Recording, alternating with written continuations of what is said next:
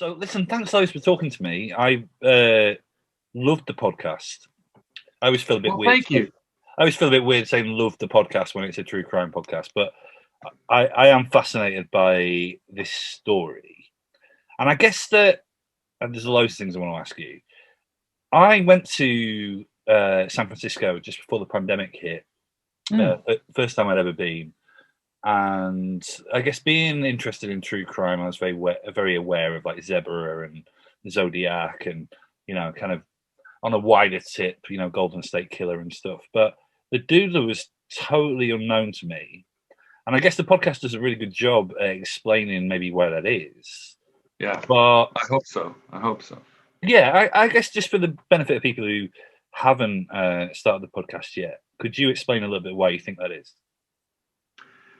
Well, he killed at a time when being gay was essentially illegal still even in California, even in San Francisco, which was becoming known as a gay mecca and already was to some extent.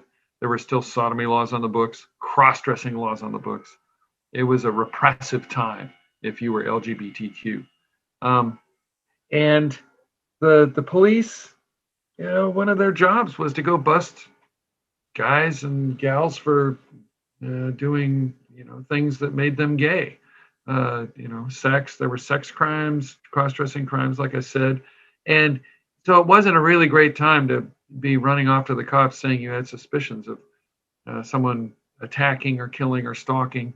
So into this atmosphere came a guy who, by all accounts, would go into gay bars, do a sketch on a napkin of someone and go up to him and say, "Hey, handsome, like my sketch?" And the guy would, if he liked it, he'd say, "Let's go somewhere private." So off they'd go to a hookup spot and he'd stab him to death. And he did this at least 5 times. The reports, there were scanty reports at the time, but the few that were out said there may have been as many as 14 killings like this. And that was another aspect that made it easier for the Doodler to kill. There wasn't a lot of mainstream press on these crimes. Each of these victims got, 4 inches in the back section somewhere. And it wasn't till after all the killings were done that mainstream media noticed at all, and then didn't do a whole lot even after that. Not like we would today. Today we would all spend a lot more time covering this and going into who the victims were and what the criminology was. And the police department would probably spend a lot more time too. It has an LGBTQ force, people on the force that are, and that always helps. And my newsroom in particular, and others around in the Bay Area, we have LGBTQ people on staff. It helps. It just helps propel things. But it was just terrible. This guy got away with killing mostly lonely people who, after we've talked to their families, it seems like they were either in the closet or couldn't live fully out the way they would like to. With the most notable exception was Jay Stevens, the second victim, who was a drag queen. Wonderful guy. Called himself Joe. Today he would probably be considered transgender, probably identify as transgender, but terrific performer, singer, comedian. Everyone in the industry loved him in the drag clubs and did a great show. Was probably on his way up to becoming a big deal outside of the Bay Area, and then this psycho kills him and ends it all. He's capped at 27 years old for the rest of eternity. Yeah, it's just sad as hell. I thought one of the things the podcast does brilliantly, and it's often a criticism I have of true crime, was personalize the victims.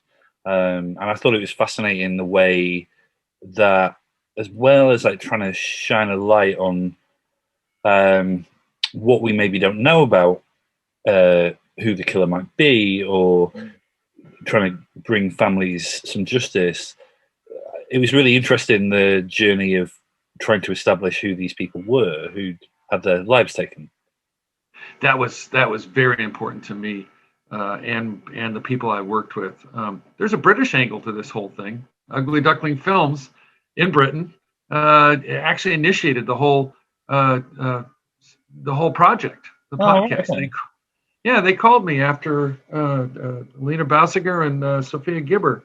You got a hold of me after I did a story in 2019 on this case and said, "Hey, we've been interested in this. Right. We think it's one of the most vexing unsolved gay murder mysteries in history."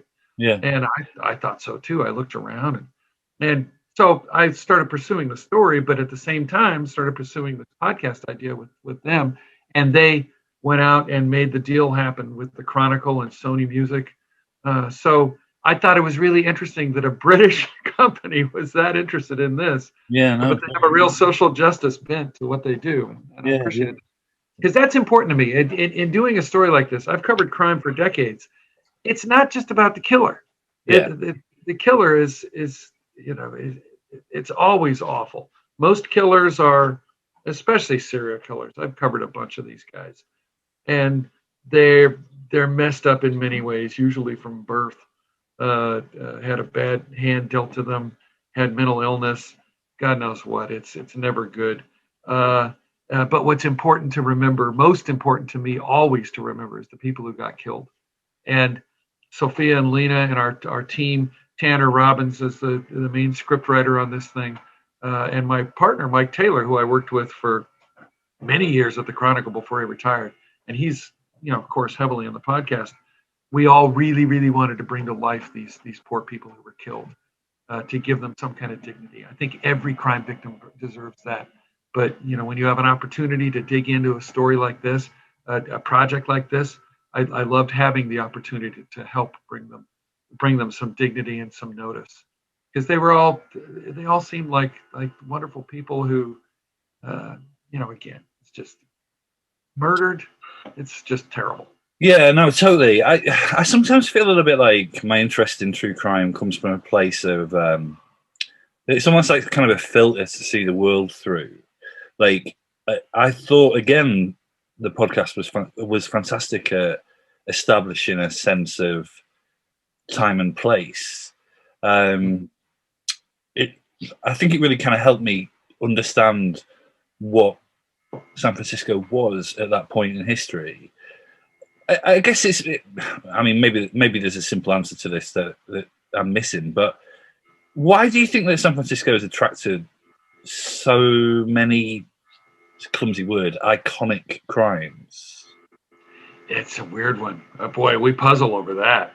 I mean, I was a kid when these killings were happening, um, and but I remember the fear. I remember the Zodiac. I've covered the Zodiac killer for 25 years, and I remember us all being afraid that this guy was going to come get us, the boogeyman, the zebra killers. It's that one of the theories is that it's such an accepting area that you can be who you want to be. I mean, there was Yeah, the summer of love was, come on, be a hippie, do drugs, hang out and play music in the park.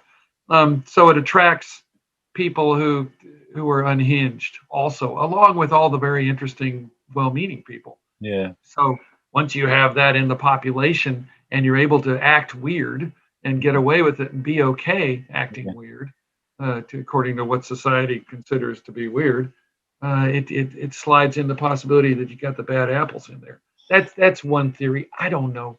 There have been entire books written about this, trying to figure it out. They mainly wind up documenting the awful things that happened. It's just so weird because it's such a beautiful place and is so accepting and it has so many beautiful, artistic, expressive people around here. I mean, it's the kind of people that came out of the music scene here, and with the Grateful Dead and Janis Joplin and the acting scene. There's some wonderful performers, and Ed Benning came out of here. It's a very creative place, and to have this horrible underbelly happening, especially in the '70s when society was also exploding too, gay rights, women's liberation, all kinds of ways to find yourself. To have this terrible underbelly is just a weird juxtaposition. yeah. No, And I guess just kind of like focusing on the crime. Obviously, there was the. I thought the stuff about I thought the stuff about the reliability of mugshots, which I think that's in episode 5, 6, maybe. Yeah, yeah. That was really interesting. I'd never heard that perspective before. But obviously, when that kind of updated mugshot was, well, not mugshot, artist composition was Yeah, the released. sketch. Yeah, Sketches. the the buzz was that the police believed that the Doodler, inverted commas, would still be alive. Do you believe that? I think there's a good chance he's still alive. I mean, they're still poking away at trying to find suspects, and um, there's still a person of interest, as they call it, dating back to the mid 70s that is probably still alive. You'll have to listen to the rest of the podcast to find out the whole skinny on that. But it's it's not that long ago, really. I mean, half a century. If the Doodler's still alive, he would probably be in his late 60s, early 70s. Right. That's plenty vital enough to still be hanging around. Yeah. And the sketches thing, it was interesting. Mike Taylor, my partner on this thing, he and I talked a lot about the worth of those things, and he went and found a couple of experts, and I've talked to a bunch of experts and cops, especially over the years, about how useful these things are. We've both worked crimes that involved sketches. The Polly Klaas kidnapping, which was very famous here in America, a sketch was involved in that. The zebra killings had sketches.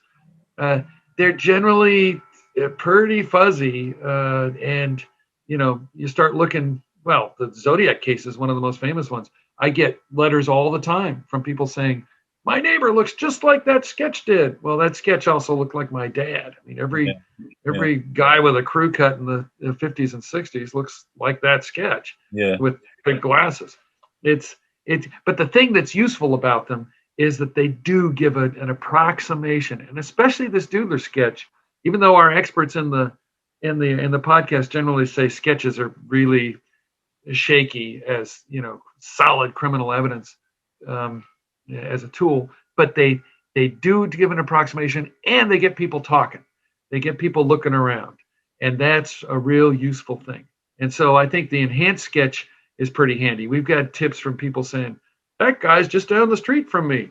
It looks just like him. Well, that guy could look like a lot of guys, but it gets people talking. So there's a useful aspect to it. Yeah, I do think that when I've recently watched that Netflix documentary that was on the Night Stalker that just got released, and when you look at those sketches, I mean, it's the spit of Richard Ramirez. Yeah, the thing that was good about him was he was creepy looking enough that the picture came out creepy, and he looked creepy. If he looked like every other guy on the street, it would have been shakier. But yeah, that was useful. It helps if someone really has an unusual appearance like that. Yeah, I guess the big question here is, I feel a little bit like after the Golden State Killer, which I thought would never be solved. Like after the breakthrough, all bets are off. Really, I feel like anything's possible. I thought that was a real boost to the idea of cold cases. Do you think this is solvable? I do.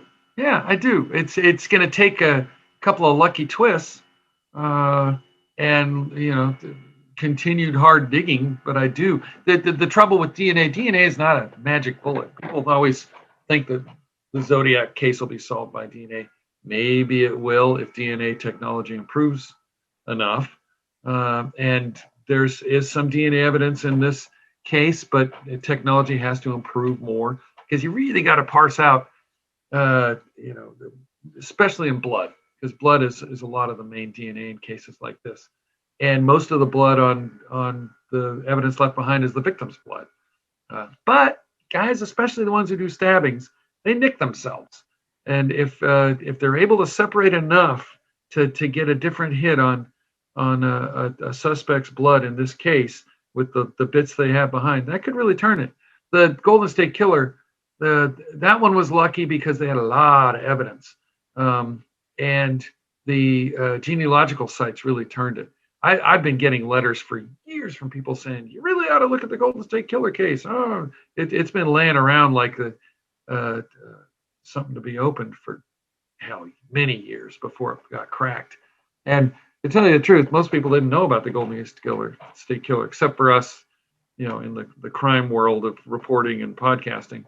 And now it's a big deal because of that technique. And he had a lot of victims. It was terrible. Unfortunately, California has a lot of serial killers like that with a lot of victims, and the advent of the genealogical sites twinned with the DNA really has a lot of good promise to it. Some of those genealogical sites have limited themselves now because of privacy concerns, but it's everything's open until it's done. And in a case like this, there's got a lot of open doors to it. I guess a lot of people within the true crime community talk about liking the idea of someone. Like, is that do you have a suspect? You gotta wait till the last episode for that one. How Sorry. How long do I have to wait? Oh, it comes out every week. This week was number 6, where we have a cop who was on the beat back then, busting a suspect, and he was a pretty good suspect at the time. Turned out, was being eliminated as a suspect, but they really started narrowing in once they had the sketch, once they had people talking, once they had word on the street. That's what gets things moving. And then next week is episode 7, and then the final episode is the week after that. So 2 weeks. Sorry. No, it's fine. It's fine. By the time this comes out, there'll be one more week anyway. So, listen, I think it's a fantastic series, and thanks loads for speaking to me today. I think the way that you're dealing with this story is brilliant. Thank you, James. I appreciate it. I appreciate you paying attention all the way over there. I really do. Thank you for having me on. Thanks, man. Okay, take care of yourself. Bye, Kevin. See you. Bye. Okay, bye-bye.